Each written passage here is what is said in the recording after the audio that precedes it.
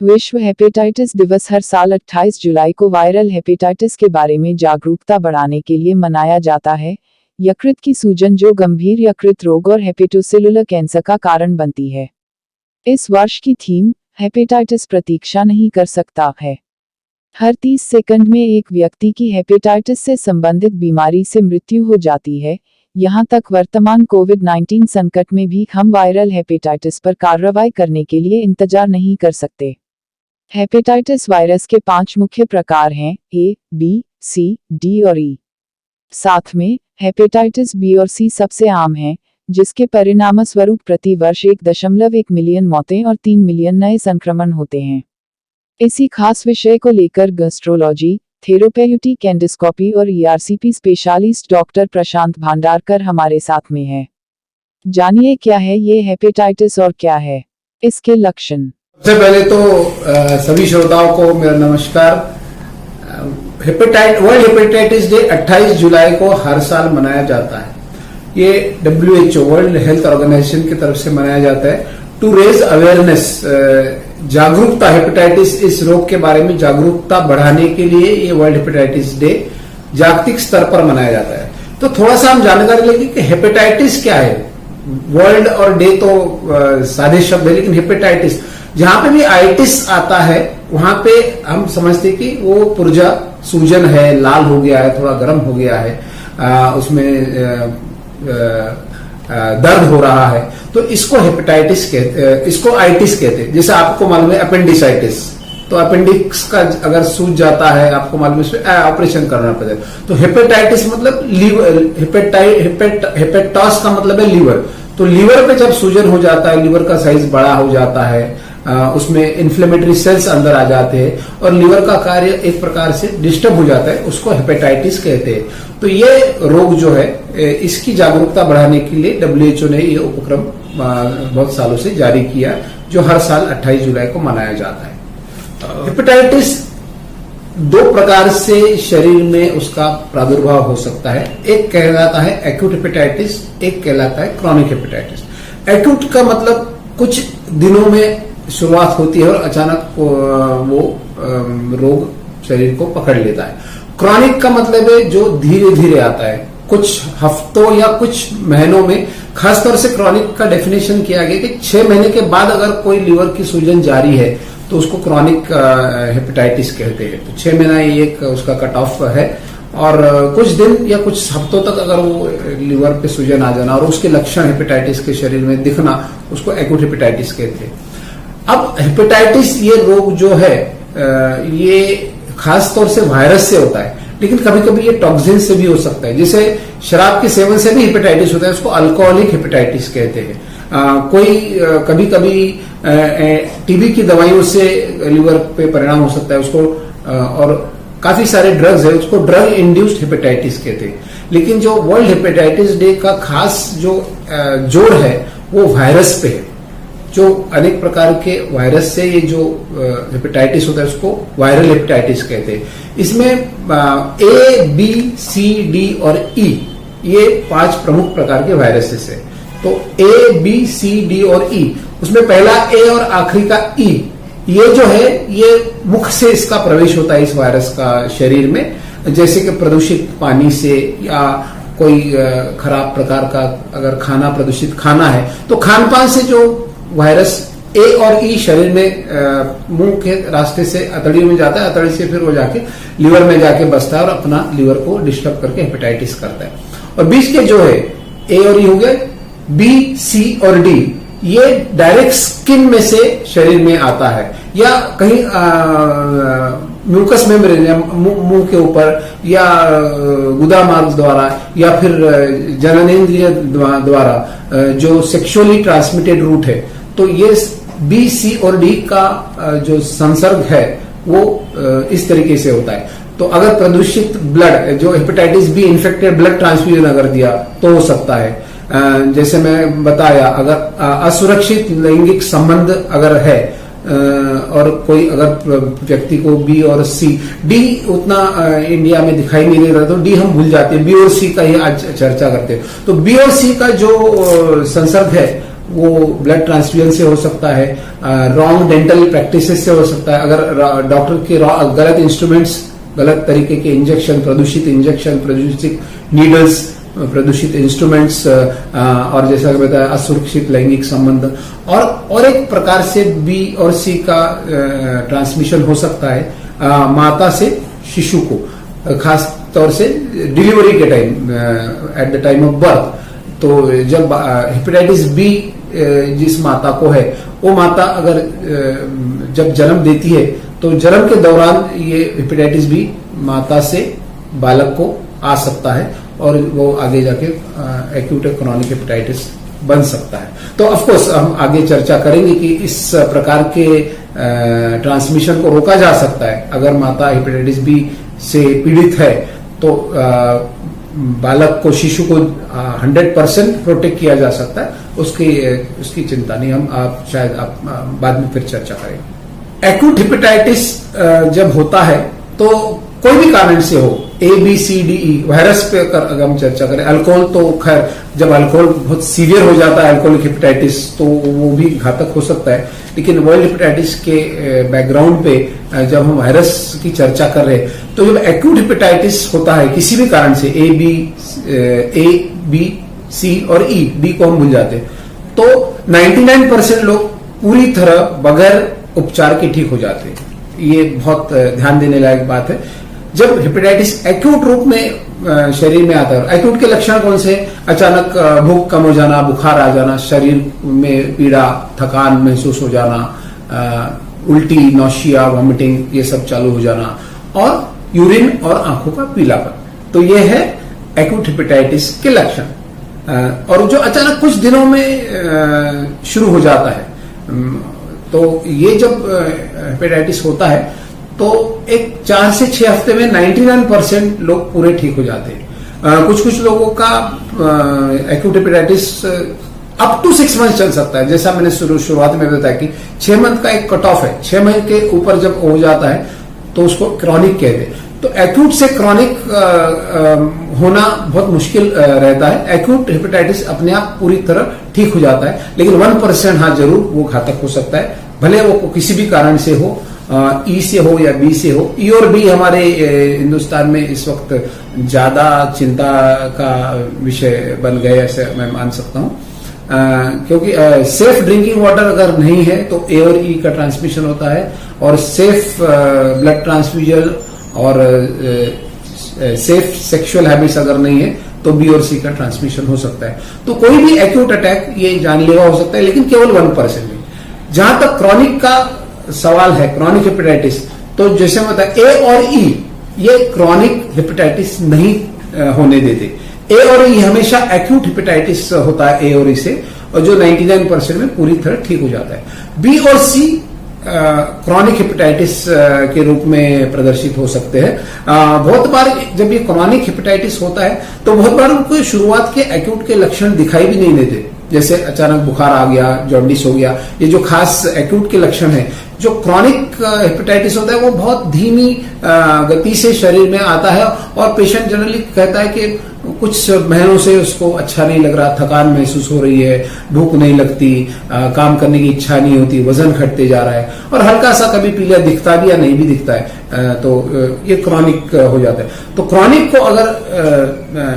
को हमेशा ट्रीट करना पड़ता है। एक्यूट जैसे अपने आप ठीक हो जाता है, लेकिन क्रॉनिक की ट्रीटमेंट आवश्यक है, क्योंकि क्रॉनिक हेपेटाइटिस को अगर ट्रीट नहीं किया गया और वायरस से हो रहा है तो क्या देना पड़ेगा? एंटीवायरल मेडिसिन देना पड़ेगा। अब और इसमें मेन है बी और सी। ए और ई से तो एक्यूट ही होता है, क्रॉनिक तो होता ही नहीं। तो प्रश्न होता है केवल बी और सी जिससे क्रॉनिक होता है, और बी और सी के खिलाफ प्रभावी एंटीवायरल मेडिसिन उपलब्ध है। और क्यों इनका उपचार करना चाहिए? क्योंकि बी और सी जब क्रॉनिक रूप में आते हैं, पेशेंट को पीड़ित करते हैं, तो अगर उसका समय पर उपचार नहीं तो क्रॉनिक हेपेटाइटिस का रूपांतर सिरोसिस ऑफ लीवर में होता है। सिरोसिस काफी दर्शकों को जानकर मालूम होगा कि सिरोसिस में लीवर का पूरा जो अंदर की रचना है पूरी अस्ता व्यस्त हो जाती है, पूरी नॉर्मल रचना उसकी खराब हो जाती है, और लीवर का कार्य पूरा डिस्टर्ब हो जाता है। लीवर के अंदर रक्त दाब बढ़ के उसको पोर्टल हाइपरटेंशन होता है पेशेंट को, जिसमें पेट में पानी हो जाना, जलोदर कहते हैं, खून का उल्टी हो जाना, कोमा में चले जाना, ये सारे प्रतिकार शक्ति शरीर की कम हो जाना, इन्फेक्शंस कैच करना। तो ये सिरोसिस के लक्षण, अगर क्रॉनिक को ट्रीट नहीं किया तो सिरोसिस हो सकता है, और सिरोसिस में कुछ पेशेंट्स को आगे जाके लीवर का कैंसर तैयार होता है। इसलिए क्रॉनिक हेपेटाइटिस ज्यादा घातक होता है एक्यूट से, अगर उसको सही तरीके से उसको ट्रीट ना किया गया तो। खैर, जब भी लीवर पेशेंट के बॉडी को सपोर्ट करने में असक्षम हो जाता है, चाहे एक्यूट से हो या क्रॉनिक, एक्यूट में 1% में हो सकता है कि बहुत जानलेवा प्रॉब्लम शुरू हो जाए, और क्रॉनिक में जब क्रॉनिक को अगर सही समय पे ट्रीट नहीं किया और अगर सिरोसिस हो गया और लीवर फेल होना चालू हो गया, जो कि जीने के लिए असक्षम हो रहा है, तो उस समय लीवर ट्रांसप्लांट यानी लीवर का प्रत्यारोपण करके पेशेंट की जान बचाई जा सकती है। तो हाँ, जरूर आपका जो शुरुआत में प्रश्न था, कोई भी हेपेटाइटिस घातक साबित हो सकता है, तो कोई भी हेपेटाइटिस को की तरफ दुर्लक्ष्य नहीं करना चाहिए, उसको समय पे ध्यान देना चाहिए। बल्कि वर्ल्ड हेपेटाइटिस डे 2021 का ये घोष वाक्य है कि हेपेटाइटिस कैन नॉट वेट। चाहे हेपेटाइटिस के लक्षण हो, उसको तुरंत ध्यान देना बहुत जरूरी होता है, उसका निदान करना तुरंत करना जरूरी होता है, उसका इलाज करना जरूरी होता है, क्योंकि ये चीज रुक नहीं सकती, ये आगे जाके खतरनाक साबित हो सकती है। तो हेपेटाइटिस कांट वेट, ये घोष वाक्य वर्ल्ड हेपेटाइटिस डे 2021 का है। बता देता हूं कि जैसा कि मैं बताया, एक्यूट और क्रॉनिक हेपेटाइटिस जो ABCD वायरस से होते हैं, तो इसका परफेक्ट डायग्नोसिस करना जरूरी होता है कि पेशेंट जब हमारे पास आता है कि उसको ये कौन सा प्रकार का हेपेटाइटिस है। ऑफकोर्स उसके लक्षण से हम सस्पेक्ट करते हैं कि एक्यूट लग रहा है या क्रॉनिक लग रहा है, तो उसको साबित करना जरूरी होता है। तो साबित करने के लिए हमारे पास जो साधन है, सबसे पहले होते हैं ब्लड टेस्ट। उसमें लीवर फंक्शन टेस्ट हम करते हैं कि पेशेंट का बिलिरुबिन कितना है, यानी जॉन्डिस के प्रमाण कितनी है, लिवर एंजाइम्स जो कहलाते हैं SGOT, SGPT और अल्कलाइन फॉस्फेटेज। एक्यूट में हजारों की मात्रा में इस एंजाइम्स की वैल्यू बढ़ जाती है। तो फिर जब लीवर बहुत ज्यादा फेल हो सकता है, तो पेशेंट का खून पतला हो जाता है। मैंने बताया खून का उल्टी भी हो सकता है, लेकिन खून पतला होना एक लक्षण, उसको प्रोथ्रोम्बिन टाइम से हम डिटेक्ट कर सकते हैं। तो काफी प्रकार के रोगों से एक्यूट या क्रॉनिक में फर्क कर सकते हैं। और फिर वायरस कौन सा है, तो हर वायरस की अपनी खास टेस्ट मौजूद है। ब्लड से हम एग्जैक्ट पता कर सकते हैं कि पेशेंट को एक्यूट है या क्रॉनिक, और A है कि B है कि C है कि E है। B उतना महत्वपूर्ण हमारे लिए नहीं है, तो आप भूल जाइए उसको। और ऑफ कोर्स पेशेंट की सोनोग्राफी करना पड़ता है, क्योंकि पीलिया ये कभी कभी ऑब्स्ट्रक्शन या कोई दूसरी वजह से हो सकता है। तो सोनोग्राफी से हमको ये पता चलता है, ये कंफर्मेशन, एक्स्ट्रा एक कंफर्मेशन हो जाता है कि ये जो पीलिया है ये लिवर के वजह से है, और ना कि फर्ज करो कैंसर या पित्त की पथरी, इस प्रकार के रोगों से नहीं है। ये कंफर्म करने के लिए सोनोग्राफी करना पड़ता है। तो जनरल ब्लड टेस्ट एक्यूट और हेपेटाइटिस डायग्नोस करने के लिए, वायरस का टेस्ट A, B, C और E में फर्क करने के लिए, और सोनोग्राफी, ये मेन इसके टेस्ट है। फिर जब अगर क्रॉनिक हेपेटाइटिस और सिरोसिस हो जाता है, तो फिर पेशेंट की एंडोस्कोपी करके देखना पड़ता है कि कहीं आहार नली में वेंस, जिसको इसोवेल वराइसिस कहते हैं, जो मैंने शुरुआत में बताया कि खून की उल्टी सिरोसिस ऑफ लीवर वालों को हो सकती है, तो एंडोस्कोपी करके वो डायग्नोस किया जा सकता है। तो ये सारी हमारे पास रोग निदान करने के लिए ये चीजें उपलब्ध है। और अभी आप मुड़ते हैं, जैसा आपने बताया कि इसका इलाज और इसकी रोकथाम। तो पहले रोकथाम के बारे में बात करते हैं। तो A और E का संसर्ग कहां से होता है? प्रदूषित पानी से होता है। So safe drinking water for everyone should be there. अगर खासतौर से बारिश के दिनों में कभी कभी सेफ ड्रिंकिंग वाटर अगर उपलब्ध नहीं है, तो सबसे आसान तरीका यह है कि आप पानी को बॉईल करके ठंडा करो। एक 15 मिनट पानी को बॉईल करके फिर उसको अगर ठंडा करके उसका हम सेवन कर दें, तो सारे वायरसेस मर जाते हैं और वो पानी सेफ हो जाता है। और B और C का ट्रांसमिशन कैसे रोका जा सकता है? जैसे मैंने बताया, safe blood, safe surgical instruments, safe dental instruments, safe सुरक्षित लैंगिक संबंध, फिर माता से शिशु को भी रोकथाम करना है। तो नेक्स्ट मुड़ते हैं, जब प्रिवेंशन की बात आती है तो वैक्सीन के बारे में हमको जरूर चर्चा करना चाहिए। तो आज हमारे पास ये वायरस के अगेंस्ट क्या वैक्सीन उपलब्ध है? हाँ, जरूर उपलब्ध है। कौन से हेपेटाइटिस के लिए वैक्सीन उपलब्ध है? तो ए के लिए उपलब्ध है और बी के लिए उपलब्ध है। सी के लिए वैक्सीन बना नहीं है, ई के लिए वैक्सीन बना नहीं है, और डी मैंने बताया। बी और डी साथ साथ चलते, अगर आप बी को रोक लो तो ऑटोमेटिकली आप डी को रोकते हो।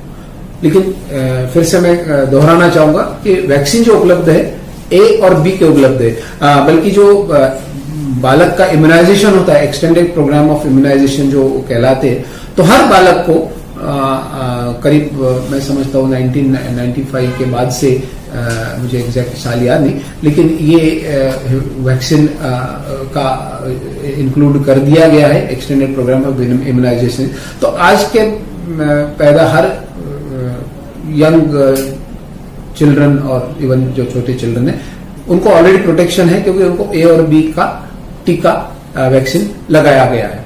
लेकिन अगर जो आज मिडिल एजेड लोग हैं, और खासतौर से अगर वो हाई रिस्क प्रोफेशन में काम करते हैं, जो हेल्थ केयर वर्कर्स है, हमारे डॉक्टर्स है, नर्सेस है, डेंटिस्ट है, वार्ड बॉयज है, जो भी कर्मचारी हेल्थ की रिलेटेड है, उनको सभी को टीकाकरण आवश्यक है, अगर उन्होंने नहीं किया होगा तो।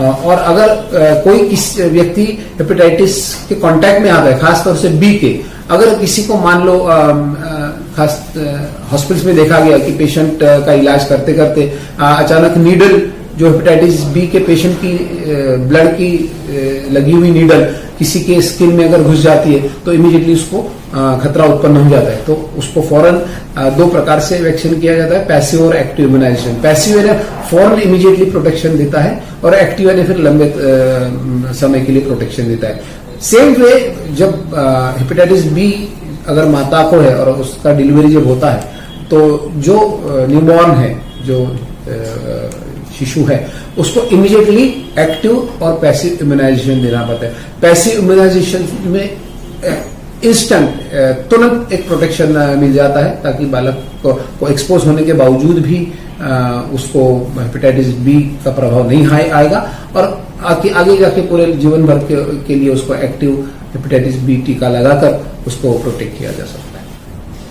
यही संदेश है कि आज कोविड का जमाना है, तो कोविड के बारे में जितनी बात हो रही है कि अपने आप को कैसे प्रोटेक्ट करना, ये सबको पता है। मास्क पहनो, सोशल डिस्टेंसिंग रखो और टीका लगाओ। तो उसी तरीके से हेपेटाइटिस, खास तौर से वायरल हेपेटाइटिस से अपना बचाव कीजिए। सेफ वाटर और safe blood transfusion habits, safe surgical habits, safe sexual habits, और सही तरीके का टीकाकरण करके अपने आप को बचाए रखिए।